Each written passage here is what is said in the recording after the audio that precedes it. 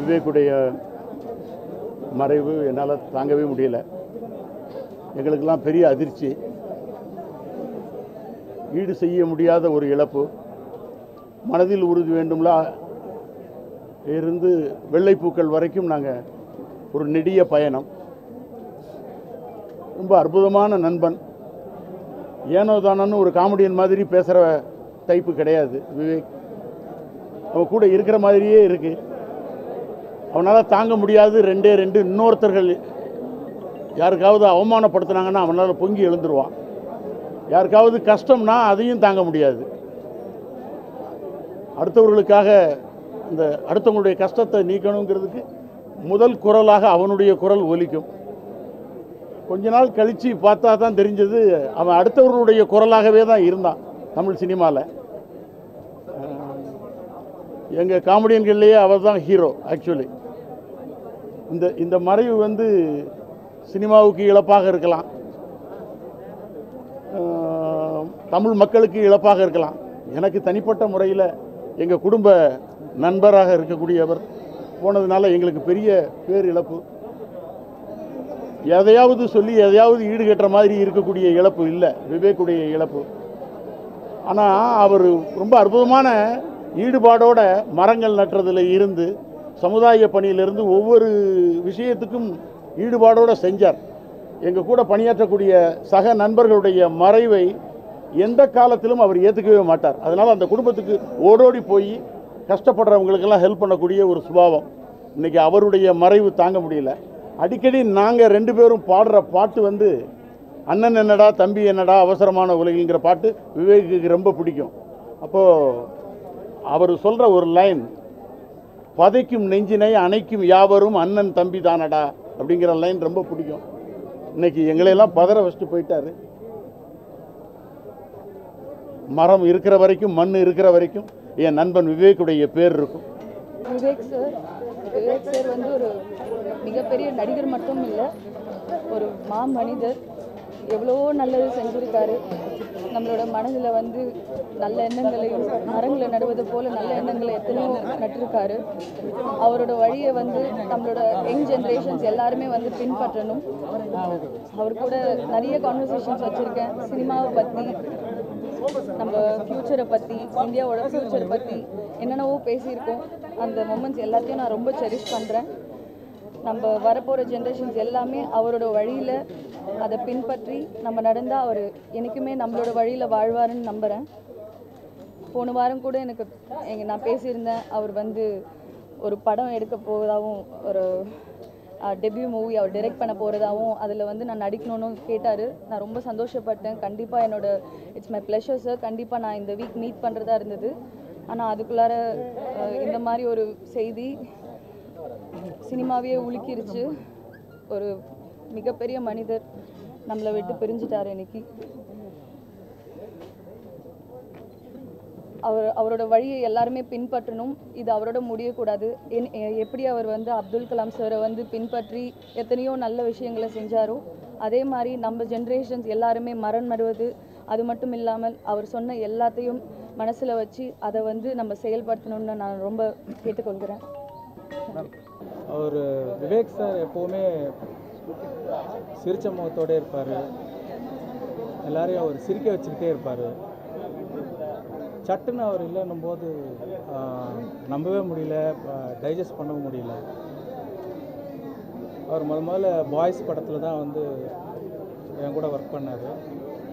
அந்த மங்களசான்ற கேரக்டரை ரொம்ப அருமையாக பண்ணி கொடுத்தாரு. ஒரு நகைச்சுவை கலந்த ஒரு கேரக்டரை நல்லா பண்ணி கொடுத்தாரு. அப்புறம் அன்னியனில் வந்து சாரின்ற ரோல் பண்ணார். அப்புறம் சிவாஜியில் வந்து ரஜினி சாருடைய தாய்மாமன் ரோல் பண்ணார். இது எல்லாமே ரொம்ப மிக சிறப்பாக பண்ணி அவருடைய படங்கள் வெற்றி அடையிறதுக்கு அவருடைய நகைச்சுவை நடிப்பு ஒரு மிகப்பெரிய பங்கு இருக்குது. அவர் அந்த படங்கள்லாம் டிவியில் போடும்போது எனக்கு ஃபோன் பண்ணுவார், இல்லை மெசேஜ் அனுப்புவார். நான் பண்ண முக்கியமான 10 கேரக்டர்களில் 3 கேரக்டர்கள் நீங்கள் கொடுத்தது சார், ரொம்ப நன்றி சார்னு சொல்லி எனக்கு வந்து பேசுவார், இல்லாட்டி மெசேஜ் அனுப்புவார். நான் அப்போ அவர்கிட்ட சொல்லுவேன், இல்லை சார், அந்த கேரக்டரை இவ்வளோ சிறப்பாக பண்ணி அந்த படத்தோட வெற்றிக்கு காரணமாக இருந்த நான் தான் உங்களுக்கு நன்றி சொல்லணும். அப்படின்னு நான் அவர்கிட்ட சொல்லியிருக்கேன். இது எனக்கு மிகப்பெரிய லாஸ். எனக்கு மட்டும் இல்லை, இண்டஸ்ட்ரிக்கு பெரிய லாஸ், தமிழ்நாட்டுக்கே பெரிய லாஸ், இன்னும் சொல்லப்போனால் இயற்கைக்கே ஒரு பெரிய லாஸ்.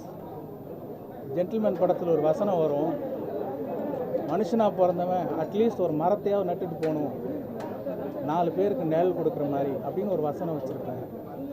அவர் லட்சக்கணக்கான மரங்களை நட்டுட்டு போயிருக்காரு. எவ்வளோ பெரிய காரியத்தை பண்ணியிருக்காரு. இன்றைக்கி அவருடைய மறைவுக்காக அந்த லட்சக்கணக்கான மரங்களை கண்ணீர் விட்டாருன்னு நான் நினைக்கிறேன். அவர் பண்ண அந்த நல்ல காரியம் அவங்களோட குடும்பத்தை பாதுகாக்கும். அவருக்கும் அவருடைய குடும்பத்தாருக்கும் அவருடைய நண்பர்களுக்கும் அவருடைய ஃபேன்ஸுக்கும் என்னோட ஆழ்ந்த அனுதாபங்களை தெரிவித்தேன். திரு விவேக் அவர்கள் இல்லை கொஞ்சம் சவுண்டாக மட்டும் பேசலாம்.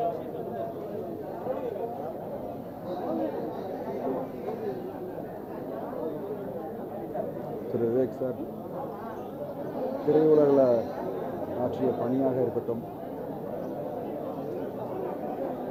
சமூகத்துக்காகவும் சமூக விழிப்புணர்வோடும் ஆற்றிய செயலாக இருக்கட்டும், அவருக்கு இணை யாருமே இல்லை. ஒரு சிறந்த நடிகராக மட்டும் இல்லாமல் ஒரு குடும்ப நண்பராகவும் ஒரு நல்ல மனிதராகவும் எனக்கு நீண்ட நாட்களாக அவர் தெரியும். நிறைய படங்கள் நான் ஒர்க் பண்ணல, பட் இருந்தாலும் நிறைய நாட்கள் அவர் கூட பழகியது உண்டு. அவர் கூட பேசும்போது அவ்வளோ ஒரு பாசிட்டிவிட்டி இருக்கும். என் பர்த்டேயும் அவர் பர்த்டேயும் ஒரே நாள், ஸோ அதனால் நாங்கள் மாற்றி மாற்றி விஷ் பண்ணிக்கிறது உண்டு. நவம்பர் 19 இந்த ஒரு திடீர் மரணம் எங்கள் எல்லாரையும் ஒரு பெரிய அதிர்ச்சியிலையும் ஒரு சோகத்திலையும் ஆழ்த்தியிருக்கு. ஐ திங்க் நாங்கள் எல்லாரும் அவரை ரொம்ப மிஸ் பண்ண போகிறோம். ரொம்ப எளிமையான மனிதர். ஸோ என்ன சொல்கிறதுனே தெரியல. விவேக் சார், நாங்கள் உங்களை ரொம்ப மிஸ் பண்ண போகிறோம். பட் ஒரு வேண்டுகோள், மாணவர்களும் ஆசிரியர்களும் பொதுமக்களும் விவேக் சார் நினைவாக ஒரு மரக்கன்றை நட்டு அதை நம்ம பராமரிக்கணும். அதுதான் நம்ம எல்லாரும் அவருக்கு உண்மையாக அஞ்சலி செலுத்துகிற ஒரு இதுவாக இருக்கும்னு நான் நினைக்கிறேன். ஸோ தயவு செஞ்சு அதை எல்லாரும் நம்ம பண்ணணும். அதிர்ச்சியிலேருந்து நாங்கள் யாருமே மீண்டு வரல. அவங்க குடும்பத்தாருக்கு என்னுடைய ஆழ்ந்த இரங்கல். விவேக் அண்ணா நடித்த முதல் படம் மனதில் உறுதி வேண்டும். அந்த படத்தில் நான் அவரோட தம்பியாக நடிச்சிருக்கேன், பாலச்சந்தர் சாரோட படம். அப்போத்துலேருந்து எனக்கு பழக்கம். இப்போ வரைக்கும் அவங்க குடும்பத்தில் நான் ஒருத்தராக தான் இருக்கேன். இந்த நேற்று வரலும் நல்லா இருந்தவர் எப்படி நம்மளை விட்டு போயிட்டார் ஒன்றுமே புரியலை. அதாவது பாசிட்டிவ் மட்டுமே நினைப்பார், நெகட்டிவாக யாருக்கிட்டையும் நெகட்டிவ்ன்ற திங்கிங்கே அவர்கிட்ட இல்லை. கடவுள் ஏன் அவரை கூப்பிட்டுக்கிட்டாருன்னு எனக்கு புரியலை. கடைசி வரைக்கும் மக்களுக்கான நல்ல கருத்துக்களை மட்டும் சொல்லிகிட்டு இருந்தார். இப்போ என்ன கருத்தோடு சொல்லிட்டு போனார் ஒன்றும் புரியலை. ஒரு எடுக்க முதல் நாள் கூட இந்த கோவிட் வேக்சின் எடுக்கணும் அப்படின்றத ஒரு விழிப்புணர்வாக சொல்லிட்டு போயிருக்காருன்னா, அவர் வந்து அந்த அளவுக்கு மக்கள் மனசில் வந்து சிரிக்க மட்டும் வைக்கல, சிந்திக்கவும் வச்சுருக்காரு. பல கோடி மக்கள் இன்றைக்கி வந்து இங்கே வரவங்களும் சரி, வெளிநாட்டில் இருக்கவங்களும் சரி, எல்லாருமே மனதளவில் வந்து தங்கள் குடும்பத்தில் ஒருத்தர் இழந்ததாக தான் பார்க்குறாங்க. விவேக் சார் அவர் வந்து நல்ல நடிகர், நல்ல வந்து ஒரு என்வாயன்மெண்டலிஸ்ட், அதுக்கப்புறம் முக்கியமாக வந்து அவர் ஒரு சிறந்த ஒரு நகைச்சுவையாளர், எல்லாமே நமக்கு தெரியும். ஆனால் அவர் வந்து 35 லட்சம் மரங்களுக்கு மேலே அவர் நட்டிருக்காருன்றது இந்த இயற்கை மேலே அவருக்கு எவ்வளோ ஈடுபாடு, மக்கள் மேலே எவ்வளோ ஈடுபாடு இருக்குன்றதை காட்டுது. அவர் மேலே உண்மையாக அன்பு இருக்கவங்க நிச்சயமாக இன்றைக்கி ஒரு மரத்தை அவர் பேரை சொல்லி நடணும். ஏன்னா அவர் 1 கோடி மரங்களை நடணுன்றது அவரோட ஆசையாக லட்சியமாக இருந்தது. அதை கண்டிப்பாக செய்யணும் அப்படின்னு நான் நம்புகிறேன். ஏன்னா அதை பண்ண முடியலேன்னு தான் அவர் வருத்தப்படுவார் அப்படின்னு நினைக்கிறேன். நேற்று வரைக்கும் காலையில் சுடு தண்ணி வேணும் அப்படின்னு சொல்லி ஒய்ஃப் கிட்ட சொல்லி வாங்கி அக்கா கிட்டேருந்து குடிச்சிருக்காரு. திடீர்னு மயக்கம் போட்டு விழுந்திருக்காரு. திடீர்னு இந்த மாதிரி ஆயிருக்குன்னு அவங்களால குடும்பத்தில் ரொம்ப வந்து அவங்க மனதளவில் ரொம்ப உடஞ்சி போயிருக்காங்க. ஸோ கண்டிப்பாக நம்ம எல்லாரோட பிரார்த்தனைகளும் அவங்க ஃபேமிலிக்கு ஸ்ட்ரென்த்தன் கொடுக்கணும் அப்படின்னு நான் நம்புகிறேன். அந்த அவர் பேரை சொல்லி கண்டிப்பாக ஒரு மரத்தை நடுங்க அப்படின்னு நான் உங்கள் எல்லாரையும் சிரம் தாழ்ந்து கேட்டுக்கொள்கிறேன். இந்த மரங்கள் இருக்க வரைக்கும், இந்த காற்று வீசுகிற வரைக்கும் கண்டிப்பாக விவேக் சார் நம்ம எல்லார் மனசுலையும் இல்லை, இனி வர காலங்கள்லையும் அவரோட புகழ் என்றைக்கும் நீடிச்சு நிலைக்கும் அப்படின்னு நம்புகிறேன். அவருக்கு என்னோட இதய அஞ்சலி. நன்றி. அவர் ஆத்மா சாந்தியடைய வாழ்த்துக்கிறேன். சின்ன கலைவாணர் விவேக் அவர்கள் சிரிப்பு உலகத்துக்கு மிகப்பெரிய இழப்பு. ரசிகர்கள் அத்தனை பேருக்கும், இந்த குடும்பத்தார் அனைவர்களுக்கும் என்னுடைய ஆழ்ந்த அனுதாபத்தை தெரிவித்து வருகிறேன். ரொம்ப ஈகோ இல்லாத தங்கமானவர். எந்த பேட்டியிலே என்னை கேட்டாலும் நான் சொல்கிறது, உங்களுக்கு பிடிச்ச நகைச்சுவை நடிகர் யதார்த்தமாக இயல்பாக அன்பாக இருக்குது விவேக் சார் தான். நடிக்கிறப்பவும் கூட இருக்கிறவங்களை என்கரேஜ் பண்ணி, யாரையுமே டாமினேட் பண்ண, எல்லாரையும் என்கரேஜ் பண்ணி எல்லோரும் நல்லா இருக்குன்னு நினச்ச ஒரு தங்கம் அவர். ரொம்ப ஷாக்காக இருக்குது எங்களுக்கெல்லாம். மிகப்பெரிய காமெடியன். அவருடைய உண்மையான அன்பு நிறைய நகைச்சுவை நடிகர்கள் எல்லாரையுமே ரசிக்கக்கூடியவர், நகைச்சுவை ரசிக்கக்கூடியவர். இன்றைக்கி சோகத்தில் இருக்கிறப்போ அத்தனை செருப்பு கலைஞர்களும் ரசிகர்களும் எல்லா சேனல்லையுமே சோகந்தாங்க நிறைஞ்சிருக்கு. உண்மையிலே அவருடைய ஆத்மா சாந்தி அடையணும். அவர் மாதிரி மீண்டும் ஒருவர் நம்ம பார்க்கவே முடியாது. மிகப்பெரிய கலைஞர். வாழ்க. அவர் வளர்த்த, அவர் நட்ட மரங்கள் பல லட்சம், பல கோடி, இன்னும் பல கோடி அவர் நடணும்னு ஆசைப்பட்டார். அப்துல் கலாம் அவர்களுடைய வழியில் வரணும்னு அவருடைய ஆசையை எல்லா நடிகர்களும் நிறைவேற்றணும். அதுதான் என்னுடைய அவருக்கு நாம் செய்கிற மிகப்பெரிய அஞ்சலியாக இருக்கும். வாழ்க்கையில் ஒரு சம்பவம் நடக்கவே கூடாதுன்னு எல்லோரும் ஆசைப்படுவோம். எல்லாருக்கும் பொதுவாக இந்த நாள் என்பது கருப்பு நாள், கருப்பு நாள் சொல்லுவாங்க. அதற்கான அர்த்தத்தை சொல்லக்கூடிய நாளாக இந்த நாளை நான் பார்க்குறேன். ஒரு அழகன், அறிவாளி, புத்தக படிப்பாளி, தினசரி இந்த சமுதாயத்துக்கு நம்ம கற்ற அந்த உயரத்தை வைத்து, நம்ம பெற்ற அந்த அனுபவத்தை வச்சு என்ன சொல்லலாம் அப்படின்னு ஆசைப்படக்கூடிய ஒரு மனிதர். ஒரு சினிமாவிற்காக அரசு உத்தியோகத்தை தியாகம் பண்ணிட்டு வந்த ஒரு மனிதன். எந்த சபையில் போய் உட்கார்ந்தாலும் ஒரு ஆளுமை செலுத்தக்கூடிய ஒரு முத்தமிழறிஞர் கலைஞர் அவர்களாக இருந்தாலும் சரி, முன்னாள் முதலமைச்சர் புரட்சித் தலைவி அம்மாவாக இருந்தாலும் சரி, இன்றைய தமிழர்களுடைய பொக்கிஷம் நம்ம வைரமுத்து ஐயா அமர்ந்திருக்கக்கூடிய சபையாக இருந்தாலும் சரி, ஏன் சூப்பர் ஸ்டார் சொல்லக்கூடிய ரஜினி சார் இருக்கக்கூடிய ஒரு விஷயம், எந்த சபையில் இவர் இருந்தாலும் இவருடைய தனித்துவம் அங்கே தெரியும். அதற்கான காரணம், ஒரு சபைக்கு போகிறதுக்கு முன்னாலே இந்த சபையின் மூலமாக புதிய கருத்தை நம்ம என்ன சொல்ல போகிறோன்ற சிந்தனை உள்வாங்கிட்டு அதற்காக மெனக்கட்டு போகிற ஒரு அற்புதமான ஒரு மனிதர். 59 வயசு என்பது மரணத்திற்கான வயது அல்லவே அல்ல. இந்த நாளை சமீபத்தில் அவர்கிட்ட விஸ்வாசம் படத்திலேருந்து சரவணா ஜேடி ஜெரி சார் வந்து டேரக்ட் பண்ணிட்டு இருக்கிற படம் எல்லாம் த்ரூட்டாக நடிச்சிட்டு இருக்கிறேன். இப்போ அந்த படத்தில் தான் நடிச்சிட்டு இருக்கோம். ஒரு ஒரு 10-20 நாட்களுக்கு முன்பு ஒரு இரவு நேரத்தில் ஒரு 5 மணி நேரத்துக்கு மேலே சூட்டு கிடையாது. தமிழை பற்றி, தமிழ் சார்ந்த ஒரு விஷயங்களை பற்றி, எதுகை முனையை பற்றி, அனைத்து பிரபலங்களை பற்றி நிறைய ஷேர் பண்ணிக்கிட்டோம். அவ்வளவு ஒரு மகோன்னதமான ஒரு மனிதன். இது சினிமா ஒரு சிந்தனைவாதியை இழந்து விட்டது. தமிழ் ஒரு தங்க மகனை இழந்துருச்சு. அப்படிதான் ஒரு தமிழினுடைய வேறு ஒரு முகம். அவர் இவ்வளோ பெரிய பட்டப்படிப்பு படித்திருந்தாலும் கூட அவர் இருக்கும் வரை தமிழை வந்து மிக அற்புதமாக கையாண்ட ஒரு மனிதன். அவருக்கு தூரத்திலிருந்து பார்க்கிறவர்களாலேயே அந்த சோகத்தை தாங்க முடியலை. பக்கத்தில் இருந்து நாங்கள் பயணம் போன ஆளுங்க. அவர் நடித்த படத்துக்கு வசனத்திற்கு ஒரு பார்ட்டிசிபேட்டாக இருந்திருக்கிறேன். அவர் கூடவும் நடிச்சிருக்கிறேன். அவர் கூடவும் பழகியிருக்கிறேன். இந்த துயரம் நடந்திருக்கவே கூடாது. இறுதியாக சொல்லுவது என்பது, இந்த சபை இன்னையோட கலைஞ்சிரும். அவருடைய துணைவியாருக்கும் அவருடைய அருமை புதல்விகள் 2 பேருக்கும் இறைவன் மிகப்பெரிய மனப்பலத்தையும் அமைதியும் கொடுக்கணும். இறந்து தெய்வமாகி போன சின்ன கலைவாணர் விவேக் அவர்களும் அவர்களுக்கு மிகப்பெரிய ஒரு அமைதியை கொடுக்கணும். அப்துல் கலாம் இந்த உலகத்துக்கே பிடிச்சவர். இந்த அப்துல் கலாமுடைய செல்ல மகன். அவர் தனது தந்தையாக, மானசீக தந்தையாக இருந்து அவரது கொள்கைகளை 33-34 லட்சம் மரங்களை நட்டுட்டார். 1 கோடி இலக்காக வச்சுருந்தார். ஏகப்பட்ட கனவு. இனிமே தான் முற்றிலும் சமுதாயத்துக்காக தன்னை அர்ப்பணிப்பதற்காக தன்னை தயார்படுத்திக்கிட்டு இருந்த நேரத்தில் அவர் இழந்தது என்பது கட்சி பாகுபாடு இல்லாமல் அவர் நினைத்திருந்தால் ஏதாவது ஒரு அரசியல் இயக்கத்தில் சேர்ந்துட்டு எளிமையாக ஏதாவது ஒரு விஷயத்துக்கு போயிருக்கலாம். தன்னை வருத்திக்குவார், படிப்பார். நல்ல மனிதனை இழந்துட்டோம். இப்படி ஒரு மனிதனை இனிமேல் பார்க்க முடியுமா அப்படின்னா பார்க்க முடியாது. இறைவன் அவர் ஆத்மா சாந்தி அடையட்டும். விவேக் சாருடைய மறைவுக்கு என்னோட ஆழ்ந்த இரங்கலை தெரிவிச்சுக்கிறேன்.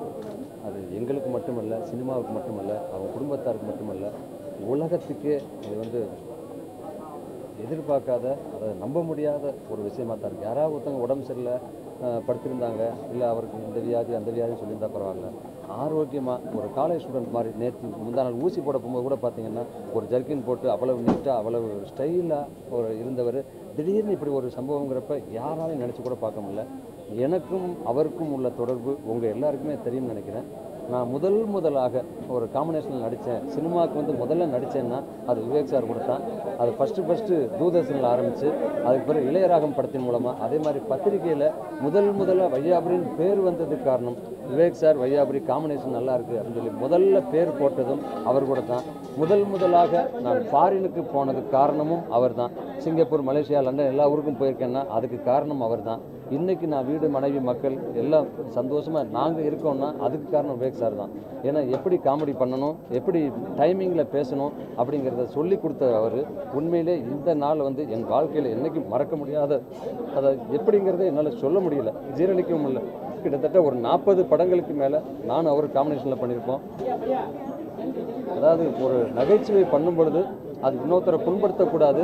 அது மட்டும் இல்லாமல் நம்ம பண்ணுற நகைச்சுவை மூலமாக மற்றவங்களுக்கு ஏதாவது ஒரு சமூகத்துக்கு ஏதாவது எடுத்து சொல்லணும் அப்படிங்கிற மாதிரி தான் ஒவ்வொரு படத்துலையும் ஒவ்வொரு நகைச்சுவையிலையும் அவர் எடுத்து சொல்லி இன்னைக்கு வரைக்கும் நிறைய விஷயங்களை மக்களுக்கு எடுத்து சொல்லியிருக்கிறாரு. அவருடைய இழப்பு உண்மையிலே நமக்கு மட்டும் இல்லை, எல்லாருக்குமே பேரிழப்பு. அவருடைய ஆத்மா சாந்தி அடைய அவங்க குடும்பத்தாருக்கும் எனது ஆழ்ந்த இரங்கலை தெரிவித்துக் கொள்கிறேன். தமிழ் திரையுலகில் இது மிகப்பெரிய ஒரு இழப்பு. காஷ்மீர் படத்தில் அவர் மகளாக கிட்டத்தட்ட 35 நாள் நான் ட்ராவல் பண்ணியிருக்கேன். ரொம்ப நல்ல மனிதர். எனக்கு ரொம்ப ஆசை அவர் கூடலாம் நடிக்கணும் அப்படின்னு. அந்த படத்து மூலமாக அந்த ஆசை நிறைவேறிச்சு. ரொம்ப நல்ல பகுத்தறிவாளர், சமூக சிந்தனை, பொறுப்புணர்வுலாம் நிறைய உள்ளவர். இவ்வளோ பெரிய லெஜண்ட், பத்மஸ்ரீ அவார்டு வாங்கினவர். அந்த ஒரு சின்ன தலைக்கணம் கூட அவர்கிட்ட இருக்கவே இருக்காது. அடுத்து வர கலைஞர்களுக்கு என்ன மாதிரியான நல்ல விஷயங்கள் சொல்லி தர்றது அப்படிங்கிறதுல எப்போவுமே ஏதாவது ஒரு விஷயம் டெய்லி அவர்கிட்ட நான் கற்றுக்குவேன்.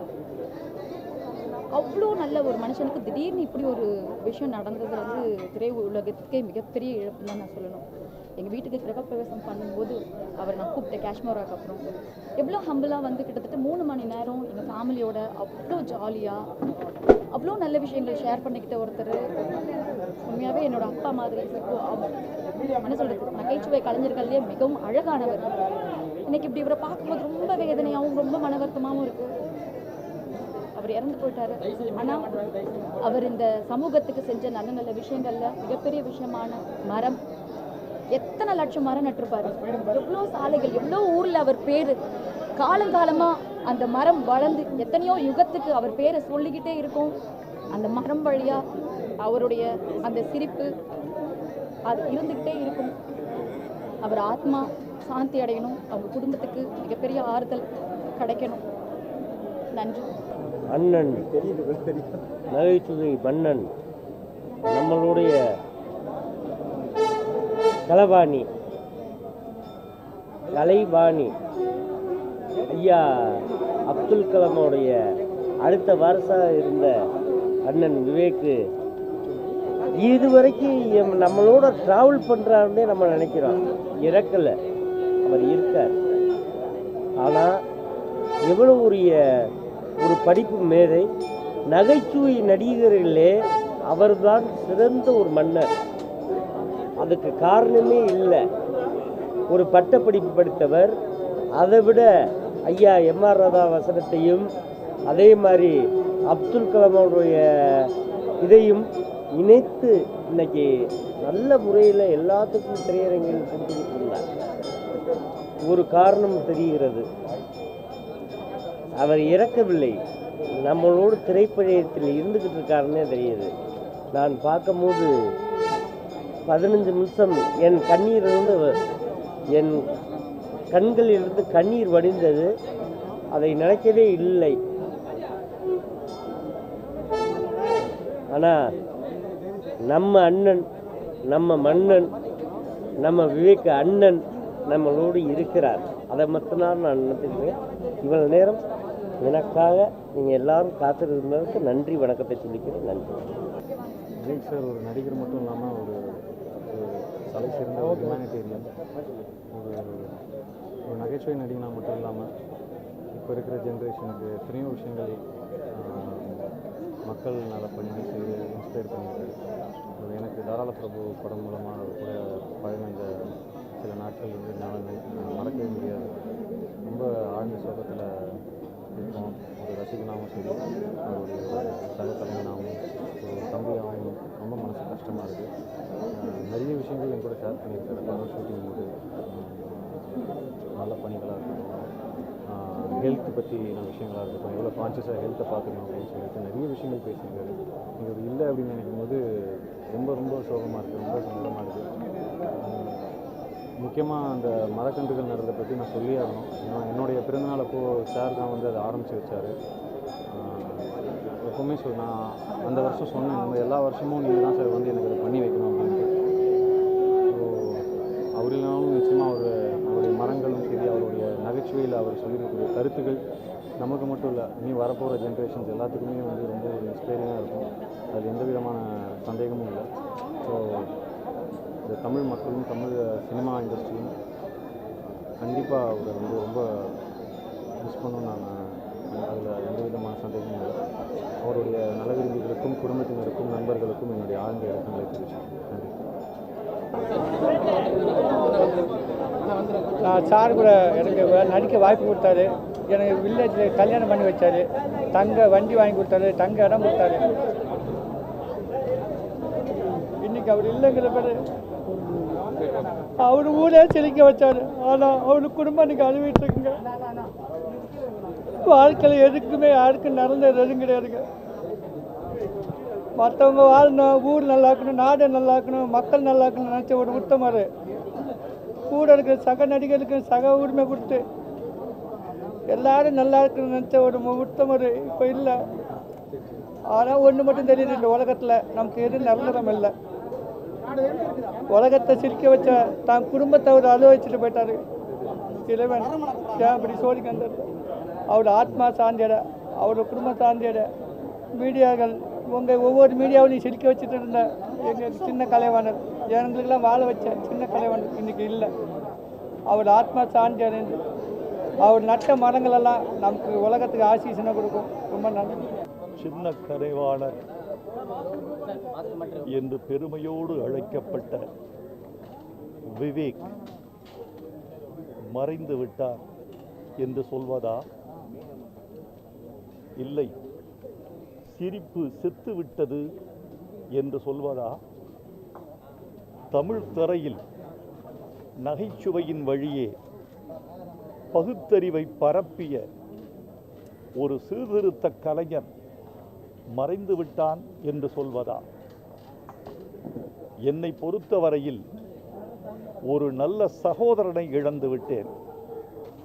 என் கவிதைகளின் கொள்கை பரப்பு செயலாளரை நான் இழந்து விட்டேன். தமிழ் திரையுலகம் நீண்ட காலமாக சேமித்து வைத்திருந்த செல்வத்தை இழந்து விட்டது. நகைச்சுவை நடிகர்கள் வருவார்கள், இருக்கிறார்கள். அவர்களில் விவேக் ஒரு தனி தடம் பதித்தவர். கொள்கை இருக்க வேண்டும், நகைச்சுவையில் சீர்திருத்தம் இருக்க வேண்டும், பகுத்தறிவு இருக்க வேண்டும் என்று தன் கலையில் தன்னை செதுக்கிக் கொண்டவர். இன்றைக்கு சாவின் வெளியில் அவரது மரணம் கொண்டாடப்படுவதற்கு காரணம் அவரது கலை சேவை மட்டும் அல்ல, அதை தாண்டி அவரது சமூக அக்கறை. ஒரு கலைஞனுக்கு தேவையான சமூக அக்கறையை தன் கலை வெளியிலும் கலைக்கு வெளியிலும் அவர் பின்பற்றினார் என்பதுதான் விவேக்கின் தனிச்சிறப்பு. ரசிகர்கள் மட்டுமா துக்கம் கொண்டாடுகிறார்கள்? கலை உலகம் மட்டுமா துக்கம் கொண்டாடுகிறது? மனிதர்கள் மட்டுமா இன்றைக்கு துக்கம் அனுஷ்டிக்கிறார்கள்? இல்லை, விவேக் நட்ட மரங்களும் செடிகளும் கன்றுகளும் இன்று விவேக்குக்காக கண்ணீர் சிந்துகின்றன என்று சொல்ல வேண்டும். எனக்கும் அவருக்கும் நல்ல நட்பு உண்டு. என் கவிதைகளை, எழுத்துக்களை, என்னை திரைக்கு வெளியில் கொண்டாடியதில் அவருக்கு பெரும்பங்கு உண்டு. அவரும் நானும் ஒரே வகுப்பில் யோகா பழகி கொண்டோம். ஓராண்டாக எனக்கு பக்கத்தில் இருந்து அவர் யோகா கற்றுக்கொண்டார், யோகா பழகினார். இப்போது நான் தனியாக யோகா செய்கிறேன். என் பக்கத்து இடம் காலியாகிவிட்டது. நண்பர் விவேக் இவ்வளவு விரைவில் நம்மை விட்டு போவார் என்று நான் கருதவில்லை. 59 வயது என்பது இளமை கனிந்த வயது. இனிமேல்தான் ஒருவன் சேவை செய்ய வேண்டிய வயது, பக்குவப்பட்ட வயது, கலை புரிகிற வயது, சமூகத்தை அறிகிற வயது. இந்த வயதில் மரணம் அவரை பிரித்து கொண்டதில் எங்களுக்கு சம்மதமில்லை. மரணமே, உனக்கு சிரிக்க தெரியாது, அதனால்தான் சிரிப்பை திருடிவிட்டாய். விவேக்கை கலை சரித்திரம் எப்படி எழுதும் என்று நான் நினைக்கிறேன். விவேக் என்ற பெயரை போட்டு எதிர்கால கலை சித்திரம் காமெடி கதாநாயகன் என்று கொண்டாடும். நீண்ட காலம் நினைக்கப்படுவார் என் அன்பு சகோதரர் விவேக். ரொம்ப மனசு வருத்தப்படக்கூடிய ஒரு விஷயம் இது. அவ்வளோ சீக்கிரம் அவர் காலமாக நினச்சி கூட பார்க்கல. ஐயா அப்துல் கலாம் அவரோட வழியை ஃபாலோ பண்ணவர். எல்லாரும் அந்த முடிஞ்ச வரைக்கும் தனி மனித ஒழுக்கத்தோட வாழ்கன்னு அட்வைஸ் பண்ணவர். அந்த மிகச்சிறந்த நண்பர். எப்போவுமே வந்து டைம் கிடைக்கும் போதெல்லாம் ஃபோன் பண்ணி பேசுவாங்க. நல்லது செய், நான் முடிஞ்ச வரைக்கும் நல்லது செய், மரம் நடுன்னு என்கிட்ட சொல்லியிருக்காரு. நானும் அவர் சொன்ன வழியை ஃபாலோ பண்ணி சில விஷயங்கள் செஞ்சுருக்கேன். மிகப்பெரிய இழப்பு, not only to the industry, அவங்க ஃபேமிலிக்கும் இந்த பொதுமக்களுக்கும் சரி, நல்லது செய்யணும்னு நினைக்கிற எல்லாருக்கும் அவருடைய மறைவு பெரும் இழப்பு தான்.